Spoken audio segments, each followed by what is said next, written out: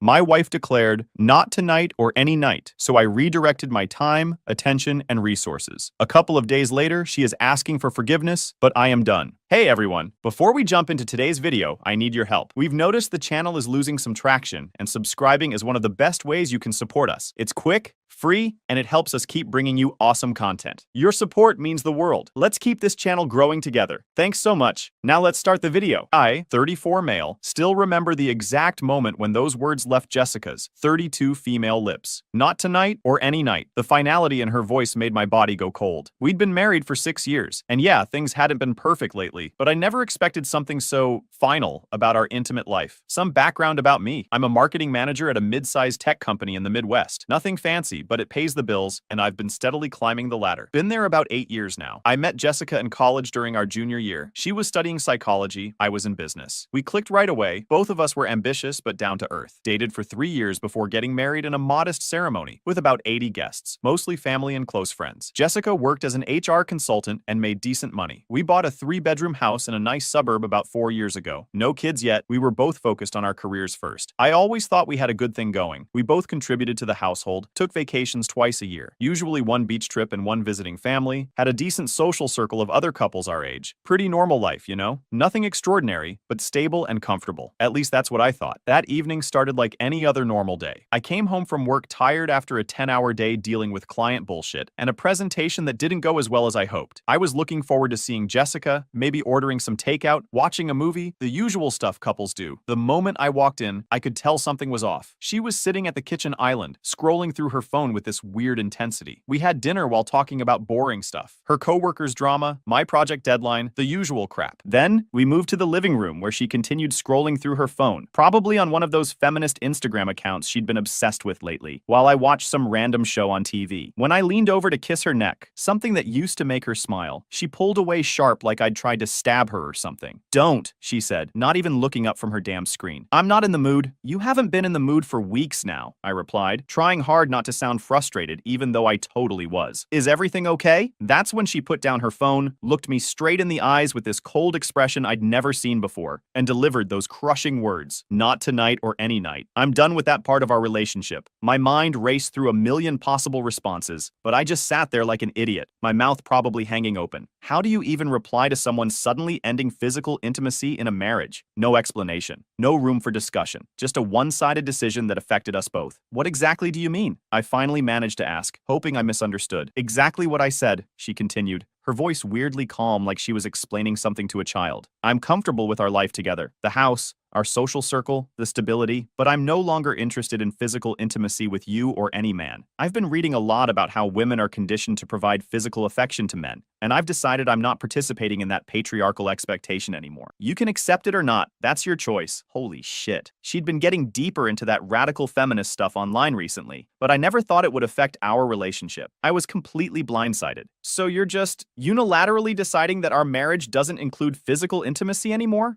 Without any discussion?" I asked, trying to understand. "I don't need your permission to set boundaries with my own body," she replied, her tone getting that edge I'd come to recognize whenever she was quoting something from her online groups. "The fact that you think this requires a discussion just shows how entitled men are to women's bodies." I sat back, completely stunned. "Jessica, this isn't about entitlement. This is about our relationship, about connection and intimacy between partners who supposedly love each other. Love doesn't mean I have to perform physical acts I no longer want to participate in," she countered. "When did this change? When did you stop wanting to be with me that way?" I asked, genuinely confused. "Just 2 months ago, things had seemed normal," she shrugged. "It's been building for a while. I've just finally found the courage to vocalize it instead of performing for your benefit." That night, I slept on the couch. Not because she asked me to, but because I couldn't bear to lie next to someone who had just shattered my understanding of our entire relationship. The next few days were weird as hell. We continued living together, eating together, even watching TV together, all while this invisible wall had been built between us.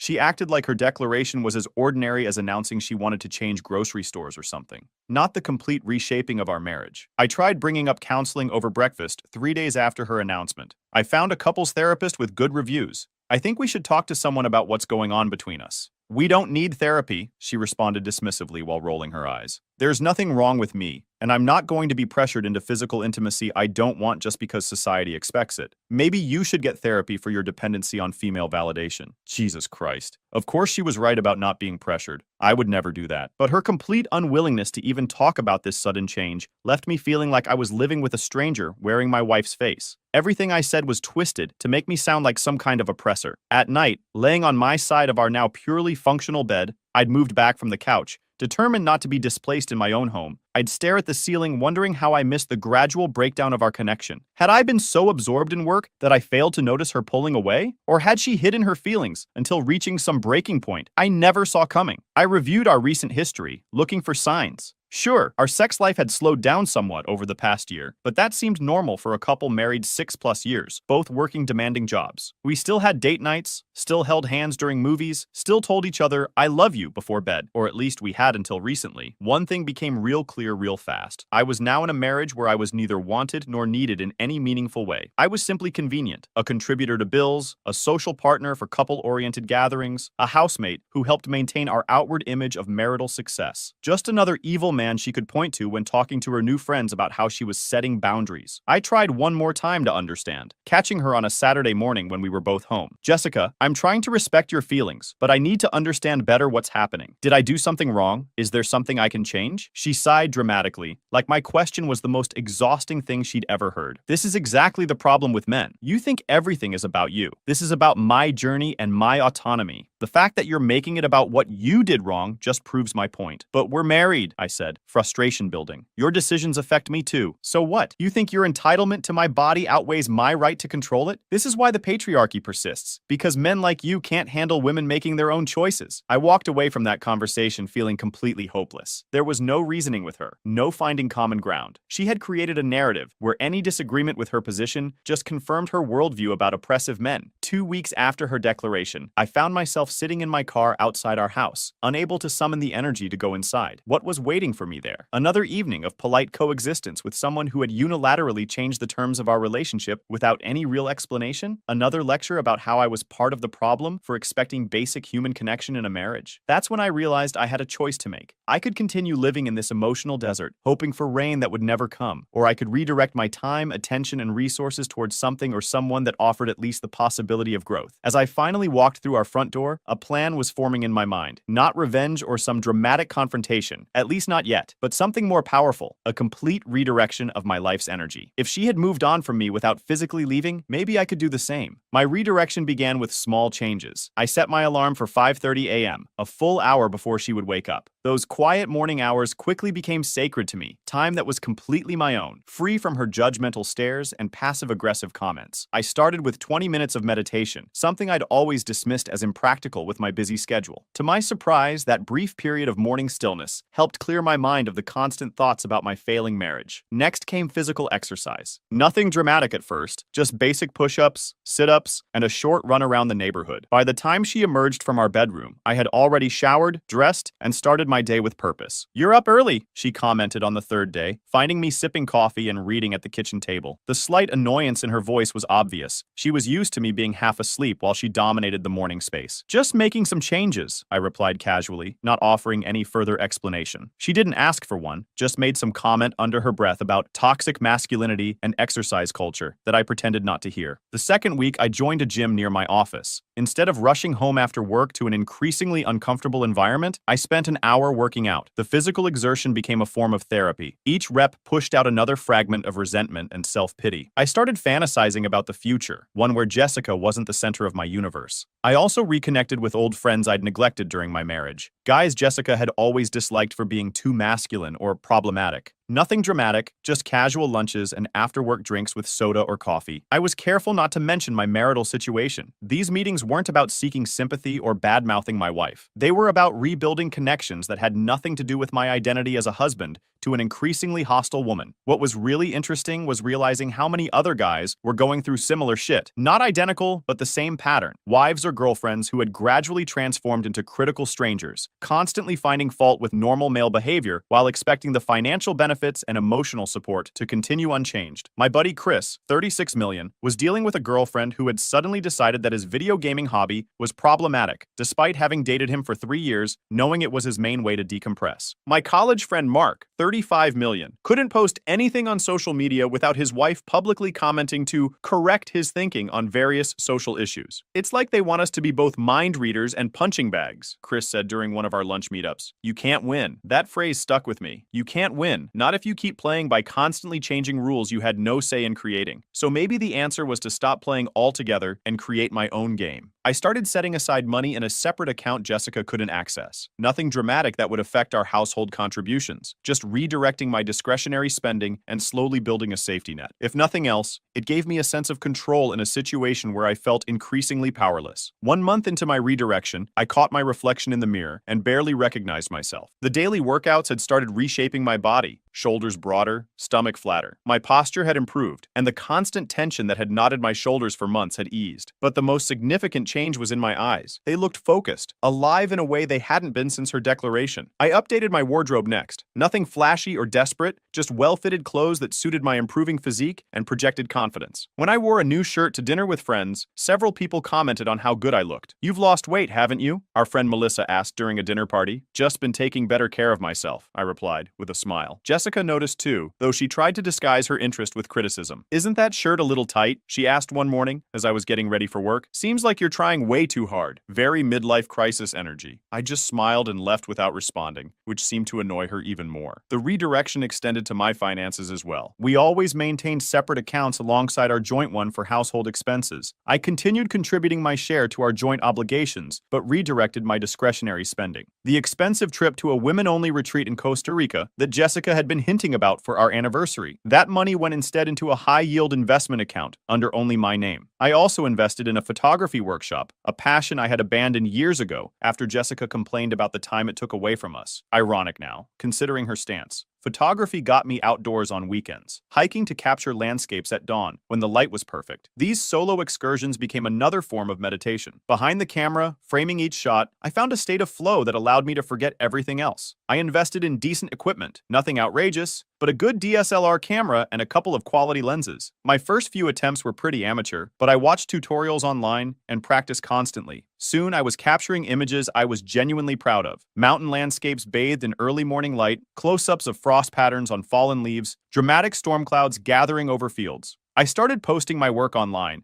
connecting with other photographers and building a small following that appreciated my eye for composition. Some of my photos even started selling as prints through an online marketplace, creating a small but growing side income that went straight into my separate account. "Where have you been going so early on Saturdays?" she asked after several weeks of my new routine, the entitlement in her voice crystal clear. She was used to me being available whenever she wanted. "Taking photographs," I answered simply. "Since when are you into photography?" The accusatory tone, like I needed her permission to have hobbies. "I've always been into it. I just haven't had the time to pursue it until now." Her expression suggested she wanted to ask more, but couldn't quite figure out how, or perhaps didn't want to show too much interest in my life after having so deliberately stepped back from it. "Well, I needed help with some things around the house last weekend, but you were nowhere to be found," she complained. Typical, no interest in my activities, just how they inconvenienced her. "You could have texted," I replied calmly. "Phone works even in the mountains. I shouldn't have to text my own husband to get basic help," she snapped. I just shrugged. Things change. Those two words hung in the air between us, and I saw something flicker across her face. The first hint that she was beginning to realize her declaration might have consequences she hadn't anticipated. At work, my renewed focus paid off big time. I approached projects with clarity and confidence that hadn't been there during the months of marital distress. My boss, Rob, 45 male, noticed the change. "Whatever you're doing, keep it up," he said, after I successfully landed a major client that had been on the fence for months. "You're on fire lately." The compliment meant more than it should have. After months of feeling unwanted at home, professional recognition filled some of the void. Not completely, but enough to keep moving forward. I volunteered for projects that required travel, something I'd avoided in the past to spend more time with Jessica. A 3-day conference in Chicago, a week-long training in Denver, a client meeting in Boston. Each trip was a breath of fresh air. Hotel rooms where I could spread out without judgment. Meals where no one made snide comments about my choices. Conversations with people who didn't view every interaction through an ideological lens. During my Denver trip, I met up with an old college friend Tom, who had moved there years ago. We hiked in the mountains, and I took some of my best photos yet. When I posted them online, my follower count jumped significantly, and I sold 3 prints within a week. Online, my follower count jumped significantly, and I sold 3 prints within a week. You know, you could actually turn this into a serious side business, Tom said, as we rested at a scenic overlook. Your eye for composition is really good. His casual encouragement planted a seed in my mind. What if photography wasn't just an escape? What if it could be something more substantial? A potential path to a different future? 3 months into my redirection, I was sleeping better, looking better, and performing better in nearly every aspect of my life except my marriage, which remained this empty shell of formal interactions and parallel existences. The irony wasn't lost on me. In withdrawing her affection, Jessica had inadvertently pushed me toward becoming a stronger version of myself. It was like the universe's weird way of compensating. What Jessica didn't know was that I'd opened a separate checking account and started routing 50% of my paychecks there, including my performance bonuses. The other 50% was more than enough to cover my share of our joint expenses. I was building my escape fund, dollar by dollar. Not that I was planning to leave yet. I wanted to see how this played out first. One evening, as I prepared to leave for a photography meetup, she asked an unexpected question. Are you seeing someone else? The entitlement in her voice was unbelievable. She could end our physical relationship unilaterally, but still expected exclusive access to my time and attention. I paused by the door, camera bag over my shoulder. No, I answered truthfully. Why would you ask that? You've changed, she said, her voice carrying a note I couldn't identify. You're hardly ever home anymore. The hypocrisy of her concern almost made me laugh. I'm just redirecting my time and energy into things that fulfill me, I replied, using her own clinical approach. Isn't that what you've been doing? That's different, she responded, clearly irritated that I'd used her own logic against her. I made a personal choice about my body and autonomy, and I'm making personal choices about my time and interests, I countered. Seems perfectly fair to me. So you're what, punishing me? She asked, her voice rising slightly. Not at all, I replied calmly. I'm adapting to our new reality. You set a boundary, and I respect that. I'm simply setting boundaries of my own. She had no response to that, and I left without waiting for one. As I drove to meet my photography friends, I realized something fundamental had shifted. For the first time since her declaration, I wasn't desperately hoping for her to change her mind. I was too busy creating a life that no longer centered around her approval or affection. I met my photography group at a local park where we were practicing night photography techniques. Among them was a guy named David who worked for a local magazine. These are really good, he said, looking through some of my recent shots on my camera's display. We're always looking for local talent for our nature section. Would you be interested in submitting some work? Just like that, another door opened. By the time I got home that night, Jessica was already in bed, probably annoyed that I hadn't been there to listen to her latest complaints about her co-workers or patriarchal oppression. I didn't care. I had bigger things on my mind. The pivotal moment came during a company retreat 6 months into my redirection. My team had gathered at this lakeside resort for a weekend of strategic planning and team building. After a productive day of meetings, we relaxed around a fire pit, sharing stories and snacks under the stars. My colleague Emma, 29 female, who had joined the marketing department 3 months earlier, sat down beside me. Emma was pretty much Jessica's opposite, warm, supportive, and actually interested in other people's lives. You know, when I first started, everyone told me how lucky I was to be working with you, she said, her voice quiet enough that only I could hear. Really? Why is that? I asked, genuinely curious. They said you'd completely transformed the department's performance, but they also mentioned how much you've changed personally over the past few months. She hesitated, then added, they said you used to be withdrawn, almost sad. That doesn't match the person I've known. I stared into the flames, considering how to respond. Let's just say I went through some personal challenges and decided to focus on what I could control, rather than what I couldn't. She nodded thoughtfully. Well, whatever you did worked. You seem completely in your element now. As our conversation continued into the evening, I found myself relaxing in a way I hadn't with anyone in a long time. Emma was intelligent and insightful, with a sharp sense of humor that repeatedly caught me off guard. We discovered shared interests in photography and hiking, and she seemed genuinely impressed when I showed her some of my recent work on my phone. These are amazing, she said, leaning closer to swipe through the gallery. You have a real talent. Have you considered showing these professionally? Actually, I just started selling some prints online, and a local magazine might feature a few, I replied, surprised at how good it felt to share this part of my life with someone who genuinely seemed to care. That's fantastic. I'd love to see more of your work sometime. she said, smiling in a way that made me acutely aware of how long it had been since someone had looked at me with genuine admiration instead of criticism. The warmth of her shoulder against mine sent an unexpected jolt through my system, a stark reminder of how long it had been since I'd experienced even casual physical contact. I carefully shifted away, uncomfortable with my reaction. Despite the situation with Jessica, I wasn't going to be that guy who starts something new before ending the old. Later, as the group dispersed to their cabins, Emma walked alongside me on the path. "Some of us are planning a sunrise hike tomorrow before the meetings start," she mentioned. "You should join. Perfect lighting for those landscape shots you love." I agreed, and the next morning found myself standing atop a ridge with Emma and two other colleagues as the sun painted the sky in brilliant oranges and pinks. I took dozens of photographs, but found my lens repeatedly drawn to Emma's profile against the dramatic backdrop. Emma represented everything I'd been missing: genuine interest, mutual respect, actual conversation rather than lectures. But I knew I needed to resolve my situation with Jessica before even considering anything else. When I returned home Sunday evening,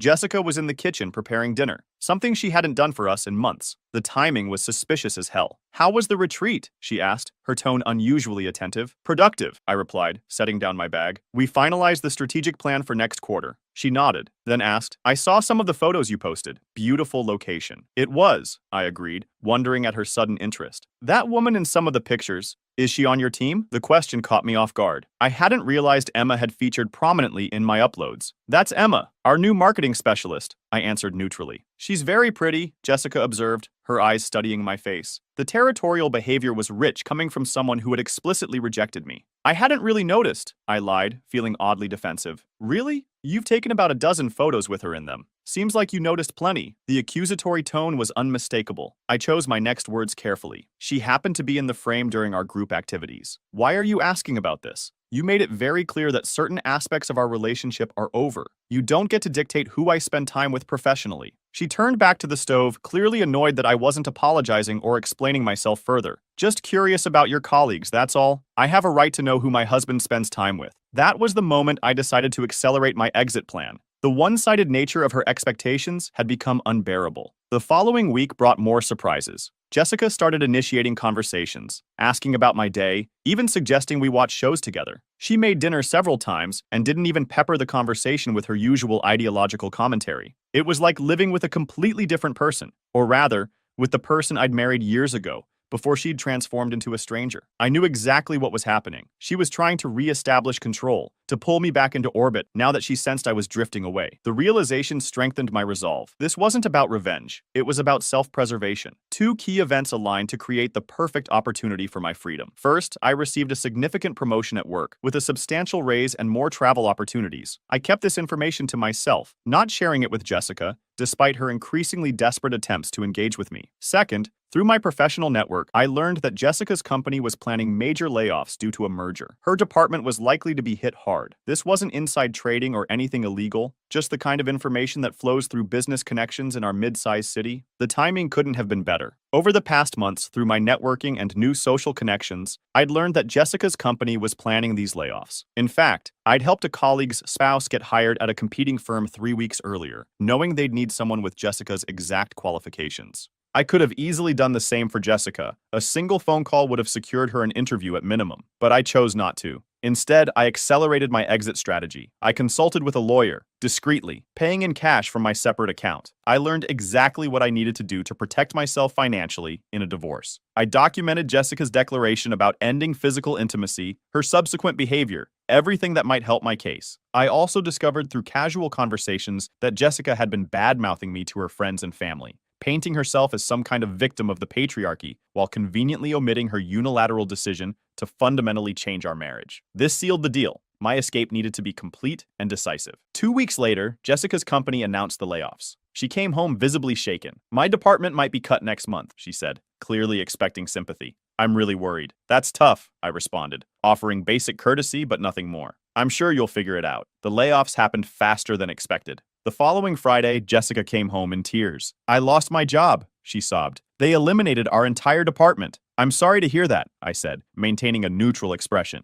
"What's your plan?" She looked shocked at my response. "My plan? I just lost my job. I need time to process this." "Of course," I replied, Take all the time you need, but our financial obligations don't stop, so just let me know how you plan to continue contributing to the household expenses. Her jaw literally dropped. Are you serious right now? I'm in crisis and you're asking about bills? I shrugged. Just being practical. We both contribute equally, right? That's always been your position. The next morning, I made my move. While Jessica was in the shower, I transferred every penny from our joint account into my private account, leaving just enough to avoid overdraft fees. Then I packed a bag with essentials and my most important possessions. When she emerged from the bathroom, I was waiting in the living room with divorce papers. "What's this?" she asked, eyeing the documents. "Divorce papers," I replied calmly. "I've realized I deserve better than a one-sided marriage with someone who unilaterally changed the terms of our relationship without discussion or compromise." Her face went through a series of emotions: shock, anger, disbelief. "You can't be serious. Because I wouldn't sleep with you? That's what this is about?" "No, it's about respect and reciprocity. You made a choice that affected us both, presented it as non-negotiable, and expected me to simply accept it. That's not a partnership," she scoffed. "So you're running off with your little work girlfriend? How predictable. This has nothing to do with Emma or anyone else.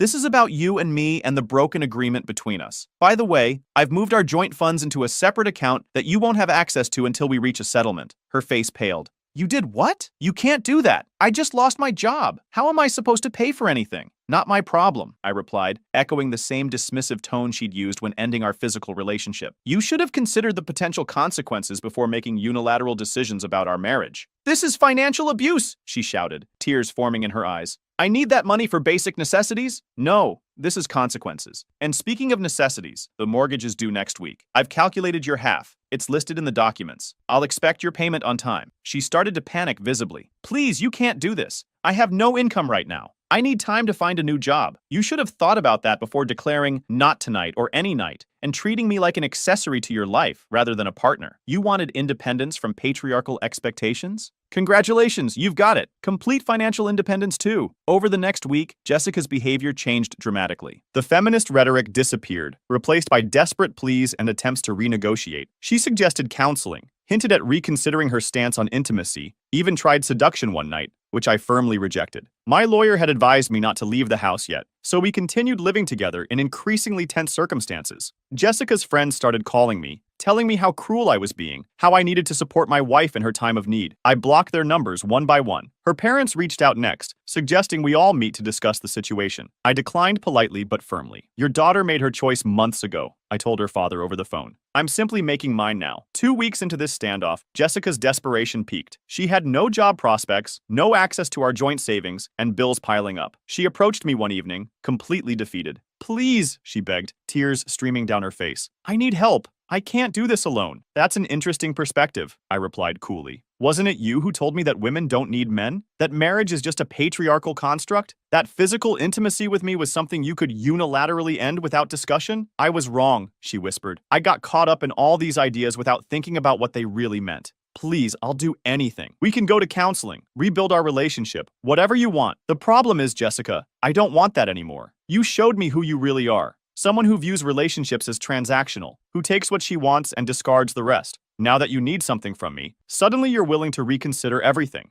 That's not love or partnership. That's opportunism." I stood up, gathering my keys. "I'm moving out tomorrow. The divorce papers are ready for your signature. If you contest them, I'm prepared for a legal battle that will drain what little resources you have left. If you sign them as is, I'll provide a one-time payment to help you transition to your new independent life." "You planned this all along," she realized, her voice hollow. "From the moment I said those words, you were planning your exit." "No," I corrected her. "I planned this from the moment I realized you saw me as disposable. You taught me an important lesson about self-worth, Jessica, and for that, I suppose I should thank you." I moved out the next day into a new apartment I'd secretly secured weeks earlier. Jessica signed the divorce papers without contest, receiving her settlement payment as promised. I heard through mutual friends that she moved back in with her parents in a different state, her feminist ideals apparently set aside in favor of practical needs. As for me, I continued building my new life, advancing in my career, developing my photography business on the side, maintaining my physical fitness, and yes, eventually starting a genuine relationship with Emma, who showed me what real partnership looks like. 6 months after my divorce was finalized, my first photography exhibition opened at a local gallery. Among the images on display was a striking landscape taken at dawn on that company retreat. The morning I realized I deserved better. The greatest revenge wasn't taking threatening Jessica's financial security or even her dignity. It was becoming the man I should have been all along, confident, self-sufficient, and unwilling to accept anything less than a genuine, reciprocal relationship. In trying to diminish me, she inadvertently set me free. Sometimes Jessica still tries to contact me, especially when she's struggling financially. I maintain minimal, business-like communication as needed to finalize any remaining legal matters, but otherwise, I've moved on completely. Our mutual friends eventually learned the full story, and most understood my position, even if they felt I was harsh in my execution. But here's the thing about consequences. They're not harsh or kind, they're just inevitable. Jessica chose to destroy the foundation of our marriage while expecting the structure to remain standing. When it collapsed, she was simply experiencing the natural outcome of her own actions. This experience taught me that self-respect isn't selfish, it's essential, and that sometimes the most powerful response to someone who treats you as disposable is to simply agree with them and walk away, not in anger or bitterness, but with the calm certainty that you deserve more than they're willing to give. So if you're reading this and recognizing your own relationship in my story, know that you have choices. You don't have to accept unilateral changes to your marriage. You don't have to diminish yourself to accommodate someone else's ideology. And most importantly, you don't have to wait for permission to start building a life that fulfills you. The person who tries to change the rules without your input is telling you exactly how much they value your voice in the relationship. Listen to what they're really saying, not just with their words, but with their actions, and then decide if that's enough for you.